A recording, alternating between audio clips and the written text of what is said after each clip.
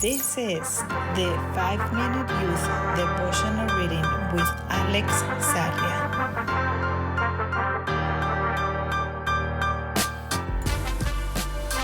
Love as Family, January 23rd, Mamihlapinatapei. Genesis 33:4 says, "But Esau ran to meet Jacob and embraced him. He threw his arms around his neck and kissed him, and they wept." The Yagan people were nomads who lived in Tierra del Fuego, land of fire, in the southernmost region of the world. They lived in a very aggressive environment, between icy winds and days with little sun. They spent most of their time in their canoes made of tree bark, hunting sea lions and guanacos. It's not an easy life which set their customs and even their way of expressing themselves.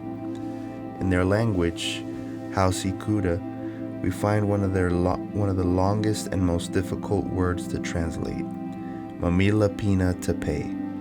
This expression is used when two people want to start something and neither of them dares to take the first step.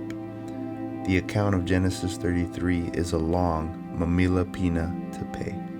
There's nothing more painful than a family problem that is built up, and both Jacob and Esau had been dragging something like that around for a long time.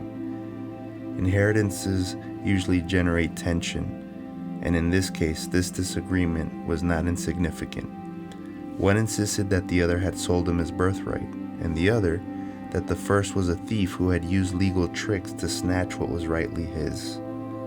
Thus, they remained in their stubbornness, and neither of them took the first step, either by not recognizing a share of blame or whatever. But verse 4 begins with a but.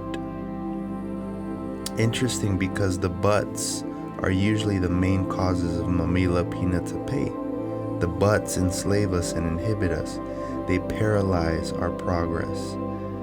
The unexpected happened, however.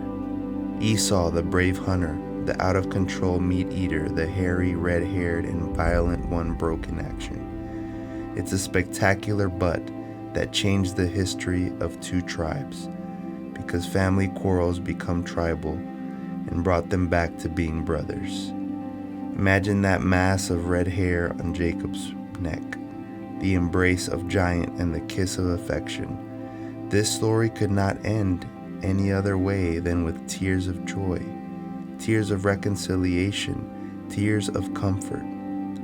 We are still nomads. We have changed bark for aluminum, seasickness for jet lag, guanacos for fast food. But we're still nomads, at least in feelings. How many times do we get in trouble and these troubles accompany us through the itineraries of our emotions and guilt? So much pain due to pride and fear. In Matthew 5:23 and 24, Jesus gave the solution for those suffering from Mamihlapinatapei. So if you're presenting a sacrifice at the altar in the temple and you suddenly remember that someone has something against you, leave your sacrifice there at the altar. Go and be reconciled to that person. Then come and offer your sacrifice to God. Do you have any conflicts that you need to fix? Well, what are you waiting for?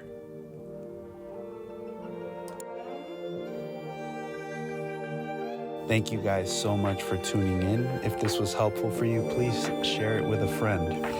And if you haven't already, please subscribe.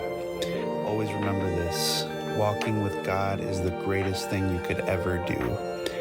You are His priority. Make Him yours, and you will always live out your purpose. God bless.